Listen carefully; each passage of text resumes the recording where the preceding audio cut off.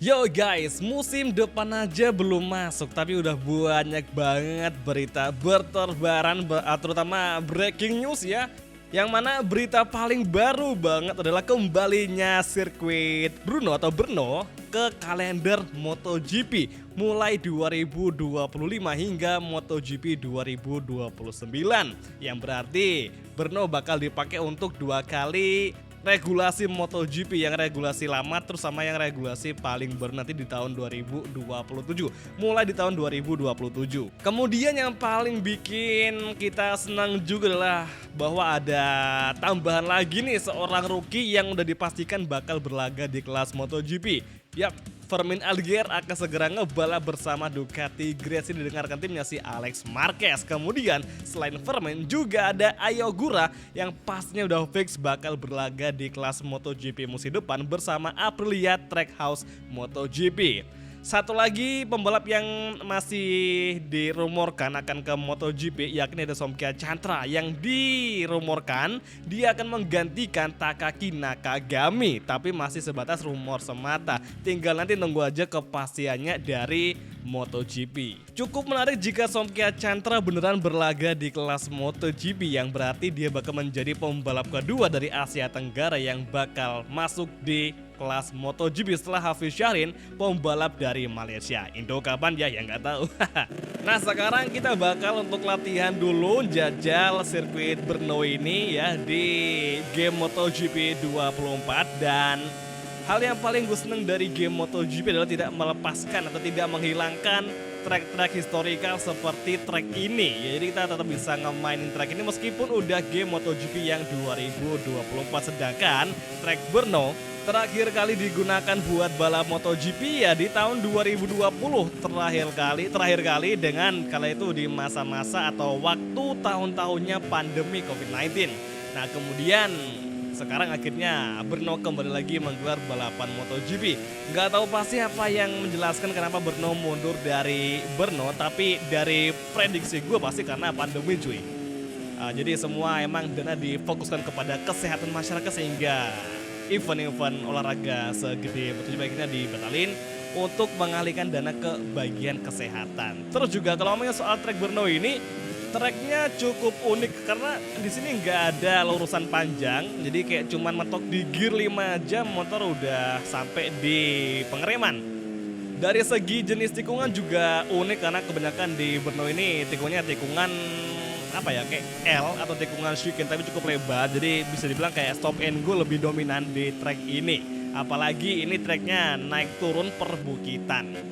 Kalau dari segi vegetasinya di sini masih mengambil latar di tahun 2020 ke bawah, sedangkan yang dari 2021 hingga sekarang kita belum tahu gimana keadaannya. Oke, sekarang gue udah coba menghafal tadi dimana sekiranya kita bakal nge-braking dan juga open gas dengan layout baru ini. Layout lama yang udah kita nggak mainin agak lama juga. Ini malah bablas, jadi kita harus ngambil lebih early braking di 2 tikungan terakhir. Oke, sekarang kita bakal mencoba untuk ngelakuin hot lap pertama kita setelah tadi mencoba untuk menghafal braking point. Di sini gue bakal ngambil braking di ujung krepnya, nice sekali. Oke, langsung ke gear 2, stay in the line. Kalau kita bisa menstabilkan RPM di sini pasti bakal bagus banget exitnya. Yang penting pas cuy. Oke, gear 3, gear 4, RHD on. Kemudian braking zone. Kita braking di sini. Ini kayaknya agak lebih early sih. Gak masalah, yang penting gak ngelebar. Oke, gear 3 supaya motornya gak jengat. Kemudian oper ke gear 2 lagi. Let's go. Sektor kedua kita masuki dan sekarang menuju lurusan menurun. Gear 5 udah mentok cuy, gak bakal sampai ke gear 6 di track ini. Oke, sekarang gear 3 lagi, gear 2 lagi. Pokoknya di sini bakal lebih stabil di gear angka 2, 3, 4. Pokoknya main di situ-situ aja, gak bakal turun ke 1. Karena kalau ke 1 itu bakal parah banget. Kecuali gear 1-nya itu RPM dikurangin, jadi nafasnya lebih panjang lagi. Cuman gue lebih nyaman dengan gear 2 sama gear 3 dan juga gear 4. Gear 5 sebagai penghabisan doang cuy. Seperti di sini. Gear 5 mentok lagi. Jadi emang nggak kepake gear 6 sama sekali di sini. Mungkin nanti misal kita balapan di sini, itu gear 6 bisa kita apa ya? Kita tidak fokuskan, jadi fokus ke gear 5 saja. Nanti bisa kita naikin limitnya supaya lebih enak aja. Tapi ya kembali ke motor masing-masing. Oke, sekarang menuju last sector.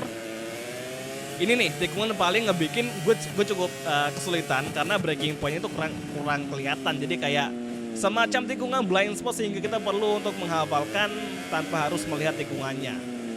Kayak tikungan yang ada di sirkuit Donington Park cuy. Dan sekarang lap time kita di angka 1.53, jauh sekali dari Francesco Bagnaia dengan lap time 1 menit 51,515. Tapi ini masih proses kita mendapatkan lap time yang kita miliki karena nantinya pasti AI bakal memperkirakan atau mengadaptasikan performa kita, dan mungkin nanti di race-nya AI nggak bakal sekencang itu, bakal nggak jauh-jauh dari lap time yang kita miliki. Oke, sekarang kita bakal coba lagi nge-push dan semoga aja bisa tembus di 152 nih. Semoga aja. Tinggal kita perbaiki aja di bagian braking point karena itu yang masih sering miss, sering kelewatan untuk kita di track ini. Kalau ngomongin track Brno ini track yang cukup unik ya. Memang sih di sini tuh kita belum tahu ya keadaan yang versi terbaru seperti apa, keadaan saat ini seperti apa. Tapi yang jelas nanti misalkan Brno fix gelar balapan di MotoGP 2025 atau di musim depan, pastinya nanti bakal ada penambahan area run-off sesuai dengan regulasi dari MotoGP, terutama bagian aspal yang berwarna hijau atau area track limit, dan juga penambahan area long lap penalty yang diperbarui. Karena untuk area long lap penalty yang lama itu kayak di Sachsenring, cuman nempel di pinggiran aspal doang cuy. Kayak kurang jauh aja untuk area long lap penaltinya. Ya semoga aja ada perbaikan lah ya.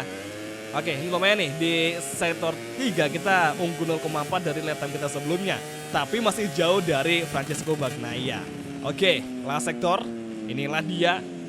Unggul 0,7 luar biasa. Sekarang kembali last corner dan menuju finish line. Kita agak turun lagi di lap time kita sebelumnya. Dan sekarang exit corner RHD on. Lap time di angka 1.53. Masih belum bisa tembus cuy. Masih belum bisa tembus 1.52. Astaga. Sesusah ini buat ngimbangin AI nih. Nah, kita coba sekali lagi, semoga aja bisa lebih improvisasi, terutama di setiap braking zone yang gue masih belum apa tuh di tikungan 3 sama tikungan terakhir. Astaga, bablas dong. Ya udahlah, langsung aja balapannya guys ya. Welcome to all the motorsport fans who have joined us here in Brno to watch this Czech Grand Prix. Shots are taking us to the starting grid where everyone is ready for the start of the race. Dari hasil kualifikasi, Vinales cukup mendominasi nih guys. Apakah mungkin dia bakal meraih kemenangan di Brno untuk race di MotoGP 2024 ini? Oke, Vinales tahun depan bakal gabung ke Red Bull KTM Tech 3. Cukup menarik bisa ngelihat Red Bull ada 4 motor tahun depan ya. Semua sponsornya Red Bull, hanya nggak ada apa namanya. Pokoknya beda aja sih. Kalau di Tech 3 itu nggak ada sponsor oli, sedangkan di yang Red Bull Factory Racing itu bakal ada sponsor olinya. Mobil One cuy. Nah sekarang kita bakal masuk ke grid dan bersama Alex Marquez. Tadi awalnya pengen pakai custom rider ya, pakai Vermin, cuman nggak ada helm yang ngebikin. Jadi di galeri GP24 nggak ada yang bikin helmnya si Vermin. Jadi kita batal dan pakai aja si Alex Marquez yang bakal tetap balapan bersama Grace ini di musim depan. By now we're very close to the start of the race. Maverick Vinales bolt from first position. Full throttle and we're off.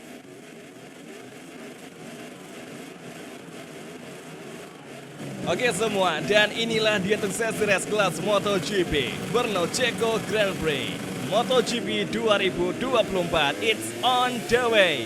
Menuju fourth corner, langsung saja kita menusuk di tengah, namun sayangnya belum bisa karena beberapa rider sesungguhnya defend dari bagian inside lah, sehingga kita bakal kesulitan untuk masuk mengovertaking. Namun Marc Marquez kita overtaking hingga sekarang. Di exit turn kedua kita susul Binder serta Francesco dan juga Acosta bisa nggak di sini, dan Acosta masih kembali mendefend dari outside line. Luar biasa, Peko melebar dan disayangkan sang juara dunia melebar sehingga dia kehilangan posisinya. Oke, nyaris saja kontak dengan Acosta dan kita malah melebar keluar dari grab dan cukup mental-mental tadi. Cukup jengat-jengat dan kembali lagi sini kita overtaking Acosta. Nice dari inside line. Akhirnya Alex Marquez masuk mengovertaking dan kini Acosta gagal mengovertaking balik. Vinales, Jorge Martin di depan kita 1-2 Spanyol Riders. Oke, Morbidelli, Augusto Fernandez sedang diinvestigasi. Bersama mereka ada sedikit kontak dan juga mungkin ada yang melebar nginjak bagian track limit. Sementara itu Marc Marquez di posisi ke-8 dan kini entry corner kembali. Vinales masih menjadi race leader, tidak terkejar sama sekali oleh Jorge Martin. Mungkinkah di lap kedua mereka bakal saling adu overtaking? Tikungan chicane paling ikonik yang mana ini di luar klubnya ada kerb sosis yang benar-benar tebel banget. Gue inget waktu di MotoGP 20 kapan kita nginjak kerbnya itu bakal mental parah sekali. Emang saking tingginya kerb sosis kayak itu cuy. Astaga, kita melebar, sorry sekali. Pokoknya di tikungan itu aja kita sering ngelakuin kesalahan karena tikungannya blind spot dan titik breaking pointnya gue nggak selalu hafal kecuali rutin balapan di sini lagi cuy. Oke, lap kedua Force Gone akan coba late braking dengan gear 2 masuk di turn 1. Oke, Martin masuk mengovertaking Vinales namun masih gagal. Masih diblokir oleh Vinales, luar biasa.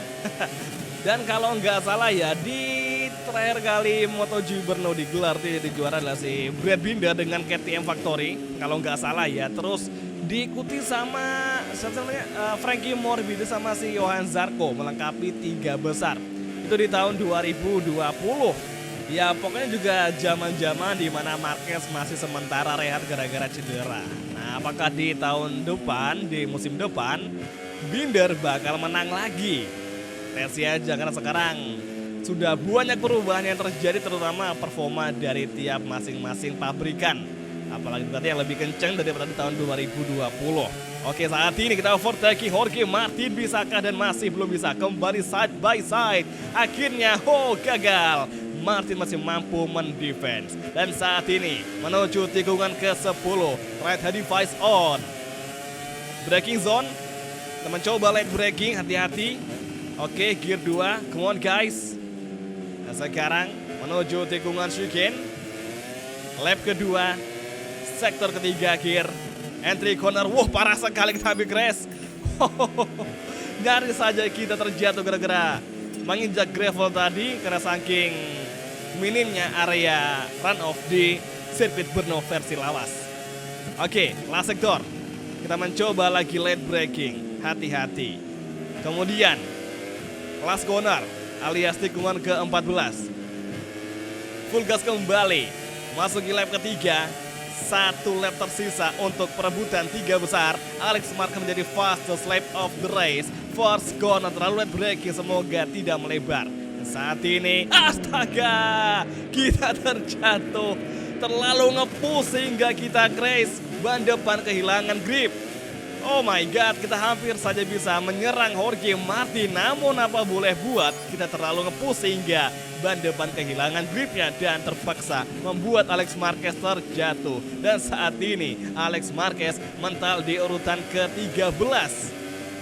Ya gagal dong kita untuk masuk di zona podium. Tapi ini Brad Binder, kocaknya dia masuk di podium 3. Ini sama kayak di tahun lalu guys. Di tahun 2020 Binder masih di podium. Apakah Binder bakal menyusul Maverick dan juga si Jorge Martin? Ya siapa tahu.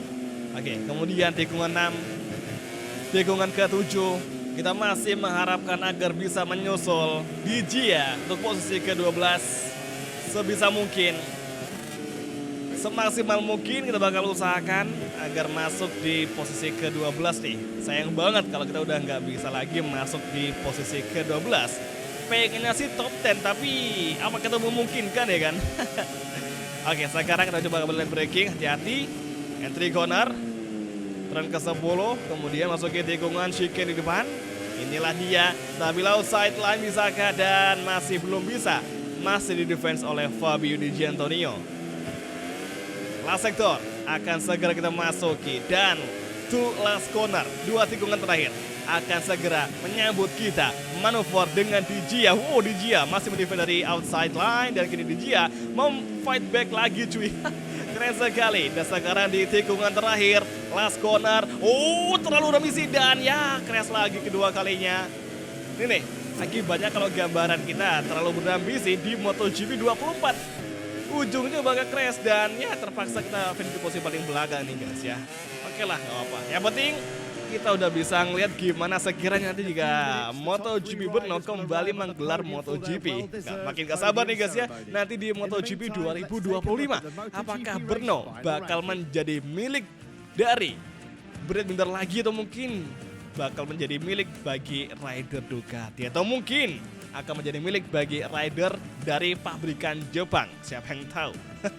Jadi oke semua, cukup sekian aja video kita hari ini. Dan nanti kita bakal ketemu lagi di episode gameplay MotoGP untuk episode selanjutnya lagi. Oke, thank you, bye, dan ciao guys. Sampai jumpa.